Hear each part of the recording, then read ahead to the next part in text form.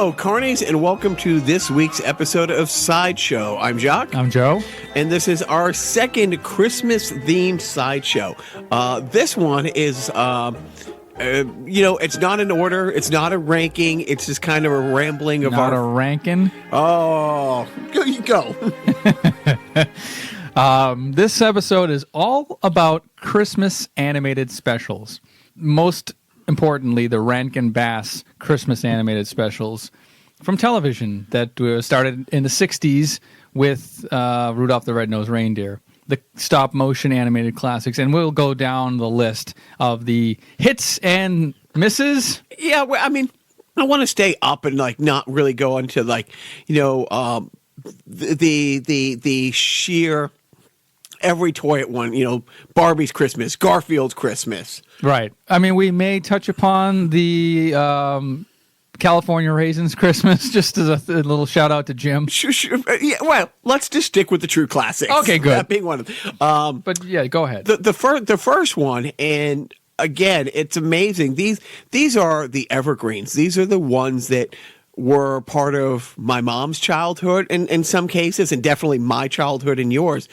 But the first one was How the Grinch Stole Christmas, the original animated one, and that was 1957.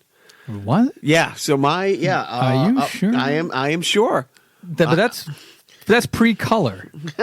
No, honestly, that 57 sounds a little late, or a little early rather. Let me look this up. We got to stop tape. That's the red. Oh, shut. That's right. the book. What are you talking about? That's the book. You want the television special. Oh, see how dumb I am? He doesn't know how to read. Not very well. No, but then that would mean the first one. Yeah, let's.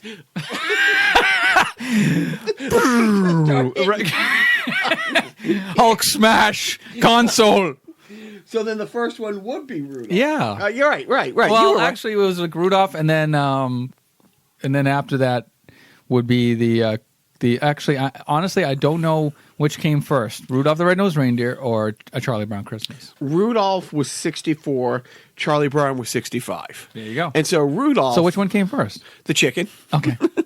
So the funny thing, and Joe and I have talked about this recently, Rudolph was the epitome of my childhood. Like that I loved everything about it, and I still do. The funny thing is, my oldest, when he was born in 2007, born with a club foot. And I remember that was in September. He was born in September. And then when Christmas rolls around and it's his first Christmas and the wife and I are watching it, and the fact that, Santa himself is telling Dasher he should be ashamed of his child's birth defect. You should be ashamed of yourself. I mean, it was the first time it hit me. It's like, wait a minute, this is just how he was born. This is, and I don't want to say birth defect because we know it with Rudolph, it ended up being a great thing that he had the red nose. But the whole movie, and I never really realized that behind. They're fucking awful to her. And we know they wouldn't let him play in their reindeer games. We know the song. We know the history. But it's like, I just looked at the special different. It's like, they were dicks. Well, that's the whole point, is that you see them, that they were not always the jolly, accepting community. Like, this was sort of like the origin story of maybe Santa becoming a better person. Maybe he was kind of dickish. And the coach was definitely right. a dick. All right, you boys, line up. Well, not bad for a first try. Anyways, pretty good. Keep going. I don't know any more lines. But the whole, we're not going to let Rudolph play. All right. And we're not going to let Rudolph play any of our reindeer games, right? Right. I mean, rallying, here's the coach being the bully, putting the lynch mob together. But that's the whole point, is that the whole community, it's all about discrimination and then accepting of people's, diversities. It's like you had the Rudolph character who had a quote unquote birth defect, who was different, who made him different, and then it turned out that it helped him at the end of the episode. But then you also had Hermie the elf, who wanted to be a dentist, which is what they called it back in those days. I believe he was a confirmed bachelor. Yeah, but he didn't want to be an elf and make all the toys. He was different. He wanted to be a dentist. Oh, dentist! And if you look at a lot of those elves, I think some of them were British. Well, which is ironic. Well, honestly, which a dentist would come in handy with British. That's why shit, I'm cutting that out. Oh, no, you're not. Yes, I am. No, you're not. I can edit the podcast. But yeah, I mean, and then it was great. The Island of Misfit Toys. It's We're on the island of misfit toys. Yeah, and then you had the lion that was sort of like oversaw everybody on the lion. Well, okay. Name the one toy that was prominent that did not have a defect. Yes, and this Did not have an obvious defect. I'm just going to put it out there. All gingers matter. What was wrong with the red-headed doll? She had red hair. Yeah, like that was it. But Anne Margaret was like huge later, I think. Maybe she was maybe you know what? I think the redheaded doll broke the ground for women like Anne Margaret to become successful. But how funny is that the doll was shunned and on the Island of Misfit Toys, but for no apparent reason. because it was a ginger. No, but it was never clearly stated. It was just implied. But we know. I have no more tears left to cry. Wait a minute. Look. It can't be. It is. It is. It's Santa. I'm just going to do the whole fucking special. No, go, for you. please. Who ever heard of a Charlie in the box? I did. I said to Joe, we should Facebook Live this. And he's like, no, but this is gold. Like, I'm just sitting back enjoying him. Like, that's not a soundboard. That all those different voices and sounds. It's an autistic person screaming into a microphone. He is very artistic, and thank you for sharing that with us. But Rudolph is definitely the one that kicked it off. And today it's something that I think it stands the test of time. Over 50 years old, and I don't see it. Oh God! I mean, it plays every year on CBS or ABC or whomever owns it now. Really quick, like Joe was explaining to me, the CBS holiday logo and the music behind it. Oh no, the CBS special presentation logo, which we touched upon a couple of sideshows ago. In doing research on the logo that we incorporated into that podcast, I found out that the logo was actually spliced together using 4 elements of the same song, which was used in, I think, either the theme or the soundtrack to Hawaii Five-0. Like the bongos, the sting, the dun-dun-dun-bah, like that big thing at the end. Like that was all part of one song that some genius who goes uncredited in life took the secret to his grave, that he edited the most iconic special presentation sting in television history. The second special was Charlie Brown. It was Charlie Brown. Oh. Do it. Finally tonight, Charlie Brown, America's favorite cancer kid. So yeah, I mean, and that was the second Charlie Brown special. It was like, here's Charlie Brown, or here comes Charlie Brown, then the Christmas special, and then the following year was the Halloween special. And again, that's, it's one of those we've talked about the last couple of weeks on the podcast.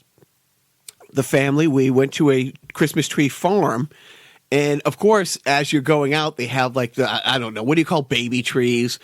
Like every year, like baby firs or whatever. Yeah, like when you chop down a tree this year, next year they dig. In the spring they'll dig up the root, put in a new one, baby. And every time you see a little tiny 1-foot sapling, 2 or 3 branch tree, do not the Charlie Brown tree every time. Yeah, and we were in the woods and we see it. I'm like, oh, Charlie Brown tree. Now we were in Target. They sell Charlie Brown trees. That's wrong. I think Charlie Brown would be sad because his whole thing was like commercialization of Christmas. Good grief. Right. And the irony is he bought this awful little unwanted tree, being an awful unwanted cancer boy, I should say, or as John Oliver would say. Right.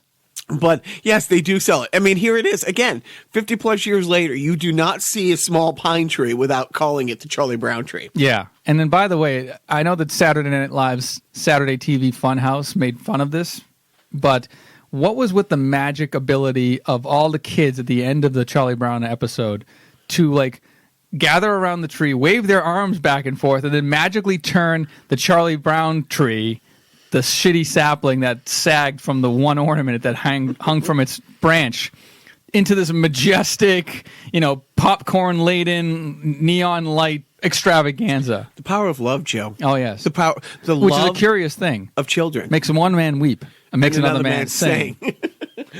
and truly, is not the music from that Charlie Brown special just? Yeah.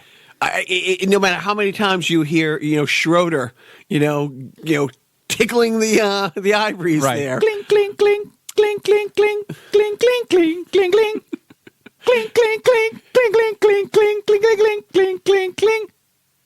That's it. They again, we don't have to worry about copyright because that was not the actual sound from the special. Don't break the fourth wall, man. And again, that's one of those ones that, my kids, without being prompted and it forced down their throat that Charlie Brown and Christmas special is awesome. You will appreciate this historical, achievement here. They love it. And it's the one time that I think makes the actual story of Christmas cool.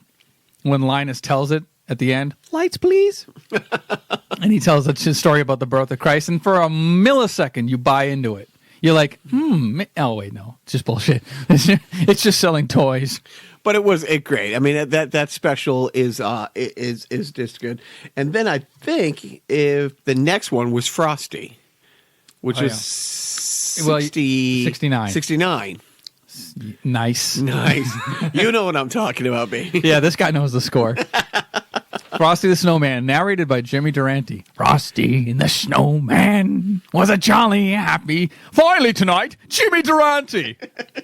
Is that his? I mean, honestly. So I'm born in '69. I think was he in like a Mad world, or was this his last prominent role? I think he was in a Mad. Yeah, he was in a Mad world, which I think was '64. But who knows? I don't know the oeuvre of Jimmy Durante. But this was not stop motion animation. This was traditional hand drawn animation. But I don't know. You know what? Every so often, I'll wake up in the morning, and I'll have to wake up my kids for school, my younger kid especially, and I'll just wake him up and go, "Happy birthday," and he'll know what I'm talking about. It's great, and we just watched it, and it is. This is one of those ones the other day where I just went. We just got cable for the first time in like 5 years, and I don't want it. But the cool thing is the remote, you can just say Christmas specials and they all come up. And I made sure I went and I record. I think I have most of them on Apple TV, and I know everyone is online. And it's really weird to say for somebody who hates commercials, generally speaking. It's kind of nice to see it on regular TV. It's nice to have that logo come up and the whole... It's funny because in modern television, you have more commercials during commercial breaks, so they'll have to extend the runtime. So it doesn't go from like 8 to 8:30. It would go to 8 to 8:45 or something, right. Because they want to get the whole special in from 1969. But back then they had like literally 1 minute commercial breaks. Oh, wait. Was Cornelius, Yukon Cornelius? That's coming up. Oh, that's coming up. Yeah. Okay, great. I'm just jumping ahead a little bit because I was thinking about that for a second. Don't blow your snow. So coming up next, I guess, would be Santa Claus is coming to town. Right. With Fred Astaire, 1970. And I have, as part of my decorations, I haven't put it up yet, but I have the actual mail truck with great. Fred Astaire. And it you push a button and it plays the Santa Claus is coming to town theme song, including his vamping, his ramp up to it. Yeah, he's great. Mickey Rooney did the voice of Santa Claus. He had a bunch of great songs, none of which are coming to mind besides Santa Claus is coming to town. But what was that song? Oh no, wait, no, Yukon Cornelius. I fucked up. Yeah, Yukon Cornelius was Rudolph. Where's Rudolph? Oh fuck! You go to YouTube, and there were some deleted scenes that used to be rare to find, and no matter how many times, and I don't know why, when they had different, when it came out on video, when it came out on DVD, when it came out on Blu-ray, very often they left out, there was cut scenes that explained while Yukon Cornelius, when he would hit the ice and then lick his axe and stuff like that. Oh, he was looking for peppermint. Right. But that's... that was at the end of the show, though. He's like, that was during the show. He's like, Yahoo! And then he nothing. But there's some deleted scenes that I don't know why they didn't. It's like, wait a minute, was this censored or was it a time type thing? Right. But there's some really good art takes. But Santa Claus is coming to town.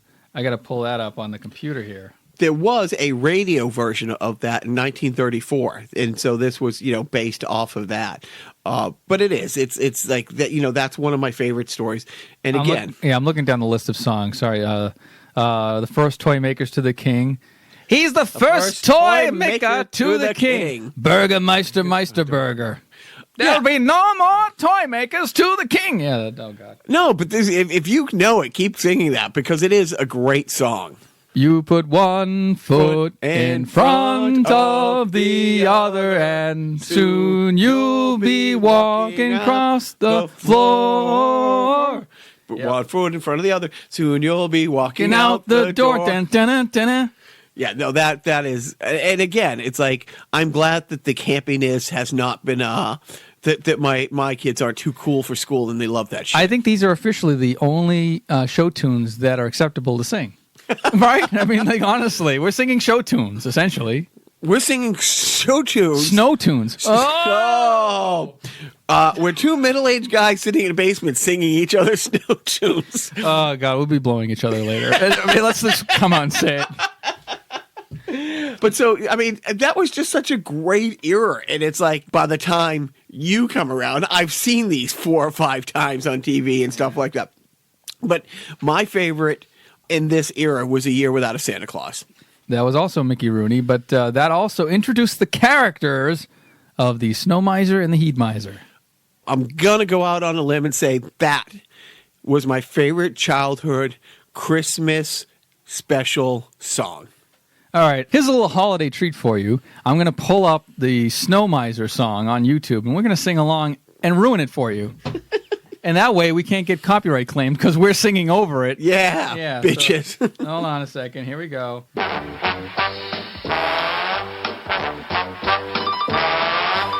Killer trombone. I'm Mr. White Christmas. I'm Mr. Snow. I'm Mr. Icicle. I'm Mr. Ten Below. Friends call me Snow Miser. Whatever I touch turns to ice in my clutch. I'm too much. And I can't see it because Joe has the laptop facing him. The little minion dancing next to him. Just absolutely. No, you don't turn around, but I mean, just epic. Yeah. Now let me get to the Heat Miser song. And again, anybody who's like, younger, like, our friend William who might be listening, who's also Jewish. William, watch this. Sam, watch this. It is absolutely great. It's This is non-denominational. It is no, but the whole Christmas and that whole era of stop motion was just fantastic. Let's bring it down a little bit. I'm Mr. Green Christmas. I'm Mr. Sun. I'm Mr. Heat Mister. I'm Mr. 101. They call me Heat Miser. Whatever I touch starts to melt in my clutch. I'm too much. And who was their mother? Mother Nature. Yes, and the whole premise was, well, they wanted it to, they made it, she brokered a deal between her sons where one would let it snow where it doesn't snow for Christmas, and the other one would let it be a hot sunny day. So before we go too far into the 70s, let's actually talk about The Grinch Who Stole Christmas, because that's a huge classic, and I know we kind of had a false start with the dates. Right, Who fucking cares? It came out in the 60s. It was color. It was wonderful. Your favorite parts of Grinch? I mean, the song. I don't know if it's my favorite part, but Max a dog. I absolutely Max a dog. It's like, and if you're not a dog person, well, you're probably not a good person. But that is the epitome of a dog. You know what I mean? No matter how much crap he took from the Grinch, he was still just loved him so much. But of course, like anything like Dr. Seuss and the rhyming, the whole Whoville thing, yep. and we, probably a good dozen times got to see the Whoville show at Universal Studio and stuff like that, which is really a great thing. And who did the narration? Pop quiz hotshot. Who did the narration? Boris Karloff. Nice. Yeah. Right. As soon as you said it. And he Duh. took the last can of Who Hash. And it's so heartbreaking when he's looking at Susie Lou and he's like, And his tears are welling up, or the tears are welling up in her eyes. And, I'm taking the tree back to my shop. oh yeah, there's a bulb on this tree that won't light on one side, so I'm taking it back there and bringing it back here. And then, but then of course the redemption. And the whole thing about the Christmas, spirit and cliche is like how when the Grinch realized it's like they didn't care that they didn't have the tree in this, that they just, had each other and were singing and stuff like that. That's great. And they say that his heart grew 3 sizes that day, granting him the strength of 10 Grinches times 2. I'm reading off a Wikipedia page and ruining it for you. No, but it is like, and Chuck Jones was the animator of that. Did you? What do you think of the Jim Carrey reprisal? A little too dark. Ron Yeah. Howard directed, Jeffrey Tambor in it, Clint Howard. I think Christine Baranski and all these other people. But And the first time he had put on the makeup, 7 hours. yeah, I mean, he was great in the movie, and He was Jim Carrey at his most Jim Carrey-ish. I'll say Liar Liar is his most Jim Carrey-ish. That's pure Jim Carrey. If you want to get on a Jim Carrey tangent, I will fight you.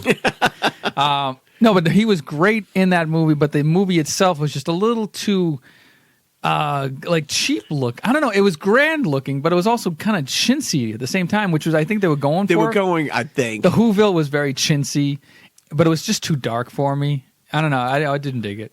But given the choice, 99 out of 100 times plus 2, I'm going to watch the animated Grinch. Oh, absolutely. And then, but just like the notion of the Grinch is just universal now. Like everybody that like hates Christmas is not like just a Scrooge, or they're a Grinch. Right. There's always news stories of like Grinches who take, like the Grinch that stole the nativity scene off the lawn of some church or something like that. The Grinch is in our lexicon now. Right.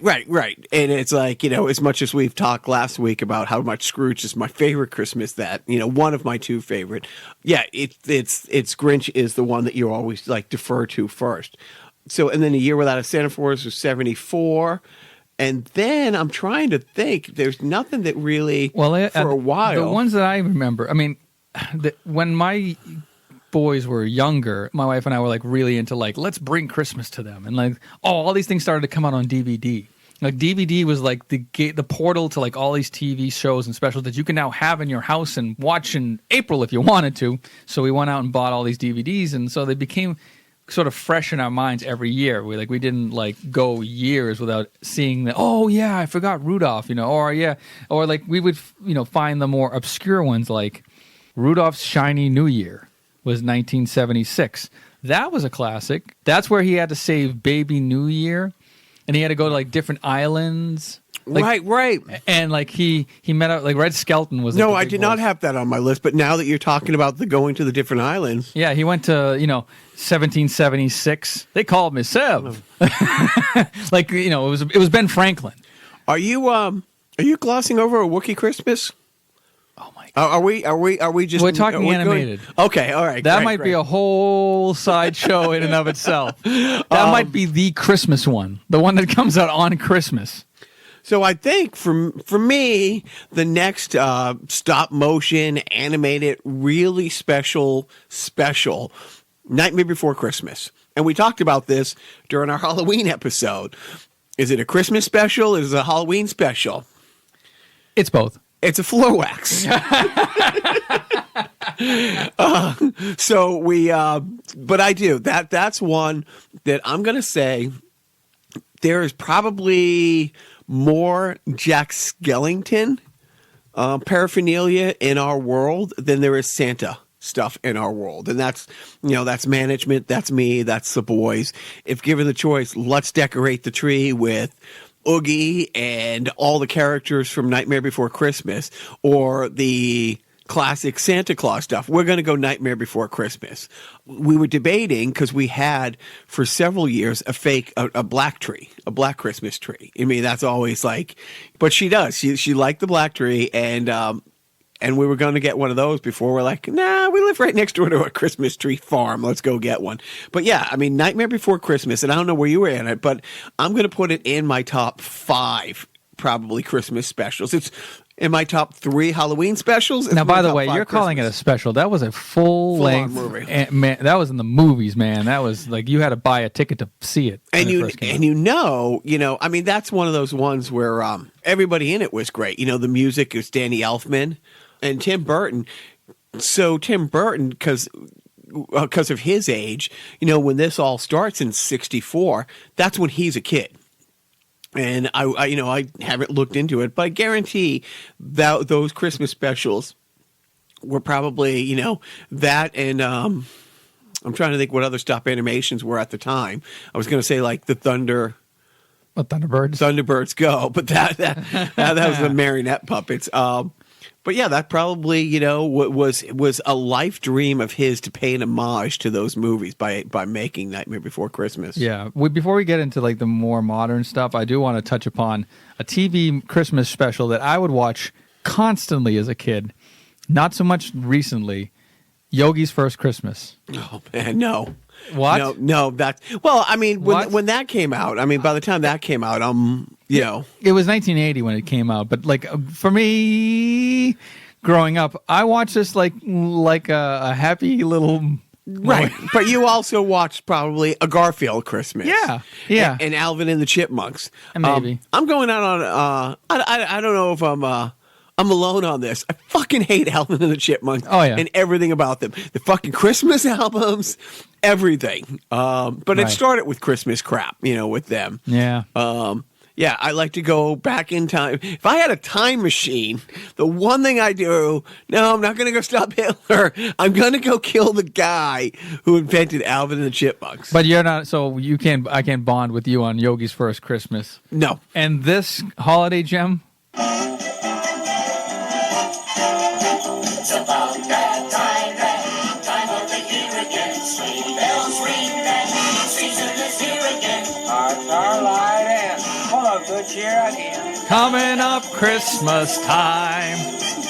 Parties, friends, I mean, it stars one of your favorite animated characters, Huckleberry Sanders. Yeah. That song reminds me of when you go into a restaurant and they don't want to pay the copyright to sing Happy Birthday, so they have to write their own Happy This Birthday is the Chuck E. song. Cheese version That's of We the Wish Chuck You E. Merry Cheese version of Merry Christmas. I don't know. I have a fondness for it. Yeah, it's Hanna-Barbera schlock. I don't know. That played on Channel 56 in Boston a lot, so I grew up in it and I liked it. So, all right, let's jump for it. Are there good modern Christmas specials that you think are great? Modern Christmas specials. Honestly, I kind of fallen out of it. I mean, I'm sure there are there is one that plays every year. It's the Toy Story one. I think, what is it called? Sorry, boys and girls, I have to go into the internet machine. Toy Story That Time Forgot came out in 2014. That's the one where the little girl from Toy Story 3 now has possession of the toys, and she goes to visit her rich kid friend who's like playing Xbox in the other room, but ignoring the room o' toys that he has, you know, across the hall. That has like this big dinosaur village, like it's like everything from this dinosaur like robot line, Right. Like all the environments and everything is set up in this other room, and he's just ignoring it because he's playing Xbox. And then the Toy Story gang get thrown in with the backpack into this room, and then they're like, you know, captured, and it's great. I liked it a lot. No, I do like that. Here's one that's going to surprise you that I absolutely love. It's really going to surprise you. Hitler's First Christmas. Oh, the music in that, stunning. When Ava Braun comes out and sings, Gives a whole meaning to White Christmas. I'm not going to touch that. But Wait, you're not going to touch that? Who's going to touch it then? We got to get it out of here. being agnostic and not being into the whole, like, you know, the little town of Bethlehem and Drummer Boy thing, it's shocking for me to tell you a VeggieTales Christmas is absolutely awesome. Good night, everybody. Seriously, I mean the VeggieTale thing. It's anybody who doesn't know it. It's I don't know if it's CGI. I don't know the kind of animation Not it CGI. is, and it doesn't throw religion in your face too much, but it's definitely like faith-based. It leans into the Jesus. Leans into, but they have a Christmas special, and the great thing is, like, you know, this evil business guy is pushing this doll called the Buzzsaw Louie. That's a toy with its real one of its arms is a real working buzzsaw, and the whole thing is it's like, you know, is that really safe for kids? My favorite line is, they have these commercials playing and the kids are watching the commercial. It's like, oh, you have to get this Buzzsaw Louie. And don't forget, Billy has more toys than you. That's the whole commercial. And the kids go running into their fathers. Dad, buy us a Buzzsaw Louie. Billy has more toys than us. And the father's like, who's Billy? I don't know, but he has more toys than us. So shockingly, I'm a real big fan of VeggieTales Christmas. Was that directed by Kirk Cameron? Yeah, exactly. But the other modern-ish day Christmas movie that... I was going to guess which one it was. Okay, guess. No, you said movie and it threw me off. Not movie. I misspoke. But my favorite... Shrek the Halls. Shrek the Halls is not Aw. it. And I don't know if management found it, if the boys stumbled upon it, but we on Apple TV found it a couple years ago when we were in Qatar. I knew nothing about it, but I guess it had been out for a few years. Prepped and Landing. It is great. Prep and Landing. Prep and Landing. I'm a huge Kids of the Hall fan, so I mean, instantly it's like Dave Foley's voice comes through. It is a really, really good Christmas special. I mean, I love the fact that it's an absolute non-denominational, like, you know, hocus pocus. I'm not going on it for Christmas rant. No. And then it actually had a sequel, which I'm assuming you saw the sequel first. It had 2 sequels, sir. I haven't seen the third one yet. I'm looking at the internet now, and you have Prep and Landing in 2009. You have Prep and Landing Operation Secret Santa in 2010, and you have Prep and Landing Naughty versus Nice. See, Naughty versus... Okay, so In 2011. I've seen 1 and 3. I don't know if we've seen 2. Oh, gives you something to look forward to this holiday season. Why am I here talking to you? But that's a really modern day Christmas special that finds its way into our animated library, and we will watch that, like, you know, once or twice. Maybe next week we'll talk non-animated Christmas specials, but I think that wraps up the big ones for me. For you, let me just go down here the list just to see if I can jog some more memories or some future memories. Because have you seen a Miser Brothers Christmas special? I have not. That's from 2008, and it was pretty darn good. I liked it. It's CG, but it's faithful. I liked it a lot. Like, it's like and it's 2008. Yeah, and it's Rankin. It's not made by Rankin Bass, but it was like sort of appropriated from obviously the Miser Brothers from the special. But yeah, it's from Warner Brothers Animation. Who cares? But it's good. Like, if you can dig it up, it's probably on the internet. Mr. Magoo's Christmas Carol is up there. You know, even like Bugs Bunny Christmas, Mickey's Christmas Carol. Yeah, no, I'm not. I mean, like, you're Mr. Disney. Yeah, I am, but I'm not that Disney. You know, it's like you're new Disney. You're fresh. This year. I'm really old Disney, okay. Or I'm really new Disney. But I'm gonna say like the 70s and 80s and 90s, you know, Disney, where they did the whole Scrooge thing, and like, you know, Scrooge McDuck is what role did he play? Oh yeah, Scrooge. You know, are we counting any of the Jim Henson stuff? The Muppets. Yeah, I mean, some of the Muppet stuff was great. What was it? A Muppets Christmas Carol? Yep. Emmett Otter's Jug Band Christmas. Saw that on your shelf today, and I'm like... My wife loved it growing up. I didn't grow up with it as much as maybe my wife did, but yeah, it's cute. It's a one-off. Christmas Eve on Sesame Street, though. That's a good one, because that has Mr. Hooper in it, and that has all the feels, man. That's like 1978. I was just, you know, a wee lad... And then, like, they would replay that every year on Channel 2 PBS, you know, into the 80s. And that's great. John Denver and the Muppets at Christmas Together. Yeah, that one. That one I remember. Elmo Saves Christmas. We're getting into, like, the areas where we don't give a shit. Sid the Science Kid. Yeah, I mean, every single show. The Power Rangers had apparently no less than 7 Christmas episodes. Every toy has a Christmas thing. I will say, if anybody out there goes and buys Elf on a Shelf Christmas story, I will find you and I will come to your house and I will punch you in the neck. That's everything bad about like Christmas marketing and stuffing something down your face. Any lines you want me to recite as any character from any of your beloved Christmas specials before we leave? Yeah, give me. I will never tire of Herbie the dentist. Oh, Hermie? And Hermie, is he also Jewish? And no, because he is an elf and he works for Santa. Right. He's okay. I don't know. I mean, maybe they were trying to get all the stereotypes in one. I'm independent.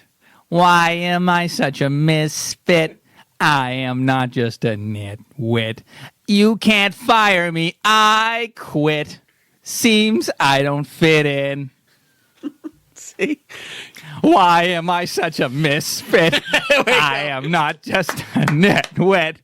You can fire me. Bullshit. Why won't I fit in? Oh, Whatever, man. I think the Paul Lynde Christmas special that I believe is forthcoming. Uh-oh, you think I unearthed the... one of my favorite? Let's go a little deeper in the web. Oh, look what I found. Very often our friend Orly listens from France, and if you are Orly, I am sorry. If there's some things that Christmas specials that that you say, hey, you should take a look at this, please email me, text us, tweet us, Facebook Joe. Facebook the show, but that's Facebooking Joe. Pretty much. I'm not on Facebook. And then I think we're going to do a couple more of these. I definitely, we got a couple more weeks before Christmas, so I'm thinking Christmas songs. Probably Christmas songs. Toys, maybe Christmas toys. Yeah, maybe, but I don't know. I want to do favorite Christmas specials. Yeah. That might include some of these. But we may have to just do a whole one on the Star Wars holiday special. I don't see us having a choice. I think that's the pièce de résistance. Beforehand, we should tweet out the link of the writer who talked about that. You sent me that 10-minute clip. Oh, Bruce Valanche? Yeah, him talking about it. The Star Wars holiday special. Woo! Yeah, that's a goodie. Do you listen to that interview first and then watch the special, or do you watch the special and then watch his interview? You could. That's a good primer. That's a good, lube, if you will, before you go. Because man, when you're into that Star Wars holiday special, you have to commit. You have to take a couple of shots. I was going to say, Daniels. do you suggest throwing back a few pints or having some edibles if that's your thing? Watch it with friends, or watch it with the Riff Tracks soundtrack, where they, the Riff Tracks. Right. I won't get into it now, but watch it. Look up the Riff Tracks version of the Star Wars holiday special, and you're welcome. That ends it for us. Thank you for tuning in. And do not forget.